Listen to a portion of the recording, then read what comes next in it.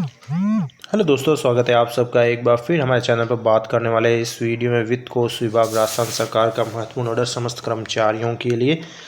Channel पर पहली बार है तो लाइक करें, सब्सक्राइब करें, आगे भी अपडेट्स मिलते रहेंगे। तो IFMS 3.0 पर कर्मचारियों की सर्विस डिटेल को अनिवार्य रूप से अपडेट करने को लेकर एक ऑर्डर जारी किया गया है। नहीं तो मार्च से वेतन बनाना मुश्किल हो सकता है कर्मचारियों के लिए, यानी उनका वेतन बनाने को लेकर मना की गई है अगर अपडेशन नहीं किया गया तो। सर्विस डिटेल्स को लेकर अपडेट्स है। IFMS 3.0 पर कर्मचारियों की सर्विस डिटेल अपडेट होना जरूरी है।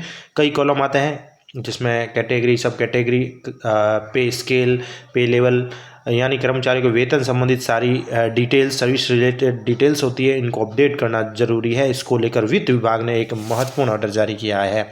तो इसमें बात करें तो IFMS 3.0 के अंतर्गत सुगमता, पारदर्शिता स्थापित करने के लिए राज्य सरकार के विभिन्न विभाग में PD खाता संचालन के अधीन कार्यरत कर्मचारियों के वेतन, पेंशन, अन्य भुगतानों की प्रक्रिया संचालित की जा रही है। PD प्री पे मैनेजर वाले कर्मचारी भी है, तो पे मैनेजर वाले हैं जो भी है, तो इनमें सबसे इम्पोर्टेंट ये है कि IFMS 3 में PD खाता संचालन के अधीन कार्यरत कर्मचारियों के वेतन, पेंशन को लेकर अपडेट है कि उनके सर्विस कैडर के आधार पर विभिन्न सिस्टम वैलिडेशन लागू किए गए हैं।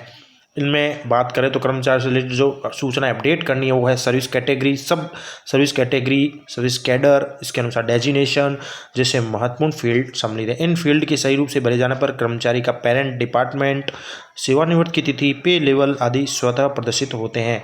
वेतन, भत्ते व अन्य देय जो नियमन है और सिस्टम डिफाइन है उन नियमों के अनुसार किया जाता है। यानी जो भी है मुख्य रूप से सूचनाएं, चाहे सर्विस कैटेगरी, सब service category, service cadre, designation, ये महत्वपूर्ण है, पहले ये भरें और ये ज़रूरी है कर्मचारी के भरने के लिए। और देखा गया है कि जैसा कि ऑर्डर में कहा गया है कि वर्तमान में पे मैनेजर और प्री पे मैनेजर से माइग्रेट किए गए डाटा में बड़ी संख्या में कर्मचारियों की सर्विस डिटेल से संबंधित फील्ड या तो रिक्त है अथवा त्रुटिपूर्ण रूप से भरे गए हैं। तो IFMS 3.0 पर अब बिल बनते हैं, चाहे वो वेतन संबंधित हो, पेंशन हो। इसको लेकर ये कहा गया है कि पे मैनेजर से उनके डाटा को फैच किया गया है या प्री पे मैनेजर PD से लिया गया है, तो उनमें सर्विस डिटेल से संबंधित काफ़ी त्रुटियां हैं। तो DDO जो है वो ध्यान दें और कर्मचारी भी ध्यान दें, अपने DDO से कह के अपनी जो भी है जल्द से जल्द ये शुद्धिकरण करा लें जो भी त्रुटियां हैं या फील्ड रिक्त है। तो प्री पे मैनेजर है, पे मैनेजर से जो डाटा लिए गए हैं सर्विस डिटेल से संबंधित कर्मचारी के वो त्रुटिपूर्ण है और यहाँ रिक्त रहे, तो ऐसे में IFMS 3.0 में रिक्त फील्ड की अपडेट सत्यापन की सुविधा उपलब्ध कराई गई है। तो वर्तमान में अभी सरकार द्वारा वित्त विभाग द्वारा ये ऑप्शन दिया गया है कि IFMS 3.0 में कर्मचारी से रिलेटेड सारी डिटेल जो है अपडेट कर दें, सत्यापन कर दें। तो आहरण वितरण अधिकारी यानी DDO द्वारा अब तक ये कार्य पूर्ण नहीं किया गया है। कई DDO ने अभी तक ये कार्य नहीं किया है। इसके परिणाम स्वरूप राजस्थान महालेखाकार द्वारा कर्मचारियों के अनियमित भुगतान से संबंधित प्रकरण राज्य सरकार की जानकारी में लाए जा रहे हैं। तो ये बड़ा प्रकरण हो रहा है इस वजह से। और बात कही गई कि पूर्व में भी विभाग के द्वारा पत्र 14/10/2025 के माध्यम से समस्त विभाग अध्यक्षों को निर्देशित किया गया था। इसके बावजूद काफ़ी संख्या में कर्मचारियों की सर्विस डिटेल जो है अभी तक कंप्लीट नहीं है, IFMS 3.0 में अपडेट नहीं किया गया है, जिससे सिस्टम वैलिडेशन प्रभावी रूप से लागू नहीं हो पा रहा है।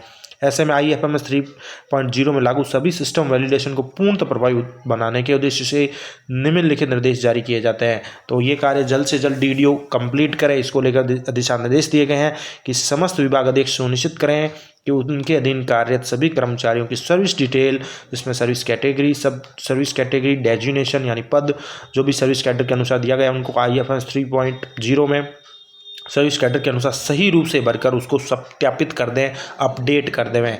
इसके साथ दूसरा निर्देश दिया गया है कि यह कार्य संबंधित DDO के द्वारा तत्काल प्राथमिकता के आधार पर पूर्ण कराया जाए, यानी समस्त DDO जल्द से जल्द ये कार्य पूर्ण करें। और उपयुक्त समस्त डाटा का अपडेट, सत्यापन सही रूप से नहीं किए जाने की स्थिति में DDO व विभाग आदेश पूर्ण उत्तरदायी होंगे। और IFMS 3.0 एक प्रणाली आधारित सुविधा प्रदान करता है, जिसमें गलत मैपिंग करना, अनियमित भुगतान के प्रकरण में GF-AR के प्रावधान के अनुसार विभाग अध्यक्ष या कार्याध्यक्ष जो भी है उत्तरदायी होगा।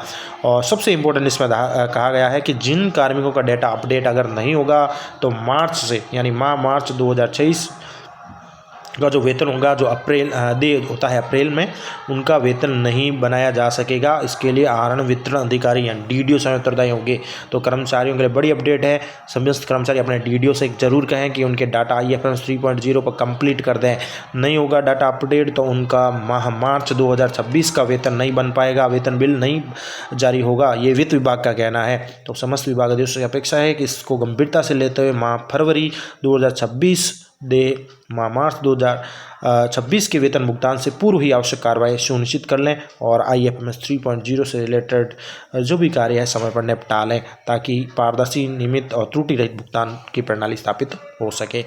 और तो ये फरवरी महीना अभी शुरू हो चुका है, तो यहाँ पर ये भी कहा गया फरवरी का जो भी वेतन है वो मार्च में दे होगा, और साथ ही मार्च जो वेतन होता है वो अप्रैल में दे होता है, तो उनका वेतन नहीं बन नहीं पाएगा। ऐसे में सभी DDO जल्द से जल्द ये कार्य पूर्ण कर लें। धन्यवाद।